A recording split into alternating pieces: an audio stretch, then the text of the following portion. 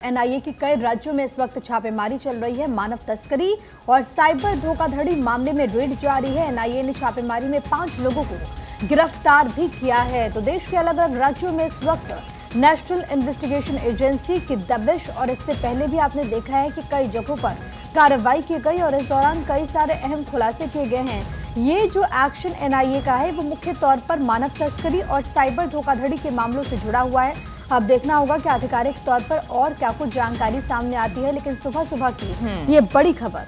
बिल्कुल, इस दौरान टीम ने मानव तस्करी सिंडिकेट से जुड़े हुए 5 आरोपियों को गिरफ्तार भी किया है। आपको बता दें, कल भी पूरे दिन ये छापेमारी चली, जहां महाराष्ट्र, उत्तर प्रदेश, बिहार, गुजरात, दिल्ली, हरियाणा, पंजाब और चंडीगढ़। बिल्कुल पलक, इन तमाम जगहों पर यह कार्रवाई की गई है और इस दौरान 5 लोगों को गिरफ्तार किया गया है। जिस तरीके से पलक की जानकारी दे रही थी, टीम ने मानव तस्करी सिंडिकेट से जुड़े 5 आरोपियों को अरेस्ट किया। आरोपी भारतीय युवाओं को रोजगार के झांसे से लेकर लाओस और वियतनाम में ये उन्हें झांसा देते थे और उसके बाद इन्होंने बाकायदा एक पूरा नेक्सस बनाया हुआ था। और एक और बड़ी खबर है, हिमाचल में आज 3 रैलियां करने वाले हैं बीजेपी के राष्ट्रीय अध्यक्ष जेपी नड्डा। किन्नौर में रैली करेंगे जेपी नड्डा। मंडी और शिमला में भी उनकी जनसभा होने वाली है। 4 लोकसभा सीट और इस पर होने वाली है 1 जून को आखिरी फेज में वोटिंग।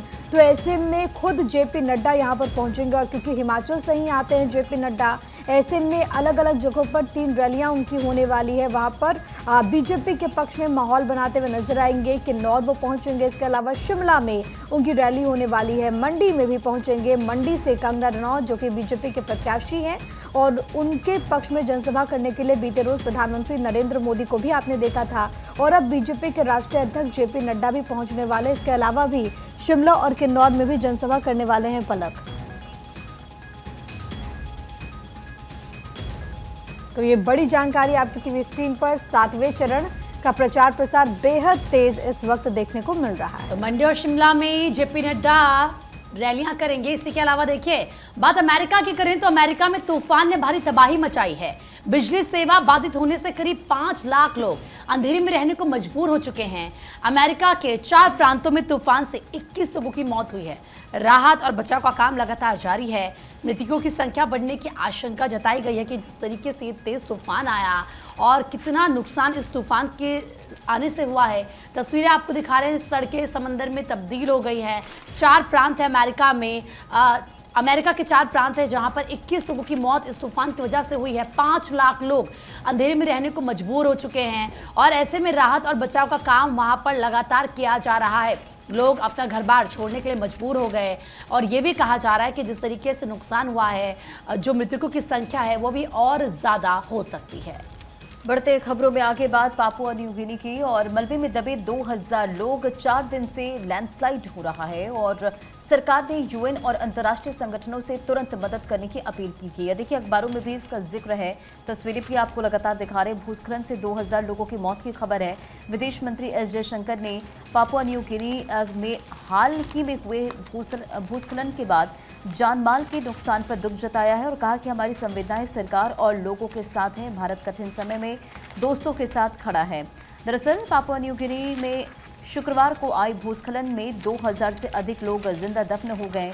सोमवार को पापुआ न्यू गिनी की सरकार ने यह पूरी जानकारी शेयर की है। राहत कार्यों के लिए अंतर्राष्ट्रीय मदद मांगी गई है और इससे पहले अंतर्राष्ट्रीय प्रवासन संगठन ने पापुआ न्यू गिनी में भूस्खलन से 670 लोगों की मौत होने की आशंका जताई थी और सरकार का आंकड़ा एजेंसी के आंकड़ों से करीब 32 गुना है और इससे पहले 150 घरों के जमीन के नीचे दफन होने की जानकारी दी गई थी।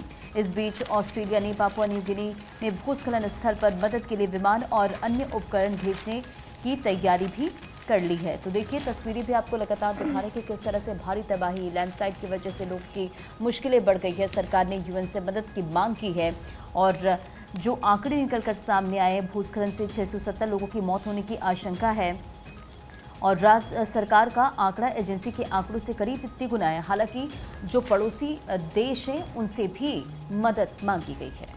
आगे बढ़ेंगे। गितानस नौसेदा फिर से चुने गए लिथुआनिया के राष्ट्रपति। पीएम मोदी ने उन्हें शुभकामनाएं दी। प्रधानमंत्री का ये पोस्ट आपके टीवी स्क्रीन पर है। नौसेदा को चुनाव में 74.5% वोट मिले और प्रीति, मुझे लग रहा है आपके पास कोई इन्फॉर्मेशन है। तो देखिए किस तरीके से नौसेदा को चुनाव में मिले हैं 74.5। जैसे कि आपने जिक्र भी किया कि वोट परसेंट का यहाँ पर, और प्रधानमंत्री ने शुभकामनाएं दी है। देखिए अखबारों का जिक्र यहाँ पर हो रहा है, तो गितानस ने प्रधानमंत्री ने बधाई दी है और 74.5% और सिमोनिटा को 24.1% वोट मिले। तो ये एक बड़ी खबर है। लिथुआनिया के कई सारे मुद्दे, लेकिन इन सब के बीच राष्ट्रपति एक बार उन्हें बनाया गया है, यहाँ पर उन्हें जिम्मेदारी दी गई है। गितानस नौसेदा जैसे लिथुआनिया के राष्ट्रपति चुने गए। उन्हें वोट में अगर हम बात करें तो वोटों के लिहाज से 74.5% उन्हें वोट मिले थे और इस दौरान उन्हें एक बार राष्ट्रपति बनने का फिर से मौका मिला। और इसको लेकर के प्रधानमंत्री नरेंद्र मोदी का पोस्ट भी आपकी टीवी स्क्रीन पर, जिसके जरिए उन्होंने शुभकामनाएं दी। अब खबरों में आगे बढ़े पलक। आगे बढ़ेंगे। बांग्लादेश की पीएम शेख हसीना ने कहा है कि बांग्लादेश को तोड़ने की साजिश हो रही है। उन्होंने कहा कि बांग्लादेश म्यांमार को तोड़कर ईस्ट तिमोर जैसा ईसाई देश बनाने की कोशिश की जा रही है। तो बड़ा बयान उन्होंने दिया है। इसके अलावा एक और बड़ी जानकारी आपको देंगे इसी से जुड़ी हुई।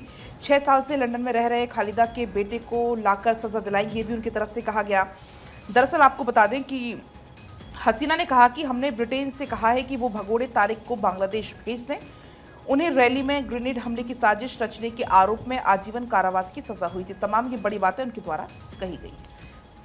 तो देख ले कि किस तरीके से जो बांग्लादेश की पीएम है शेख हसीना, उनकी तरफ से जो बड़ी बातें कही गई हैं उनका जिक्र पलक कर रही हैं। और उन्होंने कहा कि साजिश रची जा रही है, बांग्लादेश म्यांमार को तोड़ने की कोशिश, ईस्ट तिमोर जैसा ईसाई देश बनाने की साजिश रची जा रही है। सुनियोजित तरीके से की गई सांसद की हत्या, बांग्लादेश के खुफिया प्रमुख ने कि कसाई जिहाद हवलादार से 4 घंटे तक पूछताछ। आपको बता दें कि बांग्लादेशी सांसद की हुई थी यहाँ पर बेरहमी से हत्या और ऐसे में कसाई जिहाद से पूछताछ की गई है। बांग्लादेश में 3 लोगों को भी इस पूरे मामले में गिरफ्तार किया गया है। और क्योंकि ये कहा जा रहा था कि जो बिजनेसमैन, जो पार्टनर था सांसद का, जिनके साथ वो बिजनेस करते थे, वो अमेरिका भाग गए थे। और ये भी कहा जा रहा था कि कहीं ना कहीं अब उनको कैसे वापस लाना है वहाँ से, क्योंकि शक उन्हीं पर है। तस्करी का भी आरोप लगा था और ऐसे में उनको ढूंढा जा रहा था। लेकिन इस पूरे मामले में देखिए, क्योंकि हर रोज़ नए खुलासे हो रहे हैं, हिंदुस्तान सांसद आए थे, ये पूरा कहीं ना कहीं जो मामला सामने आया था, कई सवाल इसको लेकर खड़े हुए। पहले वो आते हैं, उनकी जो कथित तौर पर गर्लफ्रेंड था जिसका जिक्र किया गया, उससे मिलते हैं, उसके बाद उनका नंबर स्विच ऑफ चला जाता है। इस पूरे मामले में लगातार गिरफ्तारियां हो रही हैं, जहां जहां पर वो रुके वहां के सीसीटीवी फुटेज भी खंगाले जा रहे हैं। और अब इस पूरे मामले में 3 लोगों को गिरफ्तार किया गया है। बढ़ते खबरों में आगे और पाकिस्तान से खबर। पाकिस्तान में ईसाइयों पर हमला, और आपको बताते चले फैक्ट्री मालिक को आग में झोंका है। पुलिस ने 450 लोगों पर लगाया आतंकवाद का आरोप। 2 ईसाई लोगों के जख्मी होने के साथ ही 10 पुलिसकर्मी भी घायल हुए हैं और हिंसक भीड़ ने जूता फैक्ट्री में आग लगा दी थी। तो देखिए बड़ी खबर आपको बता रहे, जहां पाकिस्तान से ये बड़ी जानकारी सामने आई है और ईसाइयों पर हमला हुआ। फैक्ट्री मालिक को भी आग में झोंक दिया गया। हिंसक भीड़ ने जूता फैक्ट्री को आग लगा दी है और अब पुलिस ने 450 लोगों पर आतंकवाद का आरोप लगाया। इस पूरे मामले को लेकर जांच पड़ताल जारी है। दिल्ली में जो बेबी केयर सेंटर था उसमें आग लग गई थी। एक के बाद एक 8 सिलेंडर फटते चले गए और जो छोटे छोटे से 4 से 5 दिन के मासूम थे वो कैसे झुलस गए, उसमें जान चली गई। तो ये कल उस दिन दोनों ही खबरें एक साथ सामने आई थी। इस पूरे मामले में दिल्ली जो बेबी केयर सेंटर के मामले में पुलिस ने रिमांड पर 2 आरोपियों को ले लिया। दरअसल कड़कड़डुमा कोर्ट ने दोनों आरोपियों को 30 मई तक की रिमांड पर भेज दिया है। जब ये हादसा वहां पर हुआ तो उसका जो मालिक था बेबी केयर सेंटर का, वो वहां से फरार हो गया था। जो नर्स, डॉक्टर्स थे, वो सब वहां से फरार हो गए थे, बजाय इसके कि वो पेरेंट्स को सूचना देते या वहां पर जो बच्चे हैं, छोटे छोटे से जो मासूम से बच्चे थे 3 से 4 दिन के, उनको निकालने की बजाय वो वहां से भाग गए थे। एक के बाद एक सिलेंडर में ब्लास्ट वहां पर होता है। जो मासूम बच्चों को जो नलियाँ लगी होती थी, बॉटल लगी हुई थी, वो पिघल के उनके कोमल सी त्वचा पर चिपक गई थी। बेहद विभत्स वो घटना हुई। लेकिन इसके बाद अब पुलिस लगातार इसमें जांच पड़ताल कर रही है। 2 आरोपियों को अब 30 मई तक पुलिस रिमांड में भेज दिया है। और देखिए इस वक्त क्योंकि अमर उजाला मेरे पास है, फ्रंट पेज पर बहुत ही मार्मिक कुछ लाइनें लिखी गई हैं इसी घटना को लेकर। ऊपर जो हेडलाइन है वो दी गई है, बेइंतहा दर्द, और एक मासूम, उसका शव है उसके परिजनों के हाथ में और कांपते हाथों में सफ़ेद कपड़ों में लिपटा ये किसी नवजात का निष्प्राण शरीर भर नहीं है। इसमें माता पिता का असहनीय दर्द है, मां की चीखें हैं। विवेक विहार के अस्पताल की आग में जिन नवजातों की जिंदा जलने से दर्दनाक मौत हो गई, उनके माता पिता से पूछिए, उम्मीदों का जल जाना, सपनों का मर जाना क्या होता है। जिन आंखों को देखकर दुनिया की खुशियां सजोने की आस थी, नन्ही उंगलियों को पकड़कर ख्वाब बुन रहे थे, उसके शव को हाथों में उठाना मौत से क्या कम हो रहा होगा। इसे सिर्फ तस्वीर समझकर भूल मत जाएगा। ये प्रशासन और सिस्टम की लापरवाही का दिया हुआ ऐसा दर्द है जिसकी टीस वर्षों भुलाई ना जा सकेगी। सवाल वही है, क्या ऐसी तस्वीर देखने के बाद भी प्रशासन जागेगा या सिर्फ खाना पूर्ति जैसी कार्रवाई के साथ फिर सो जाएगा।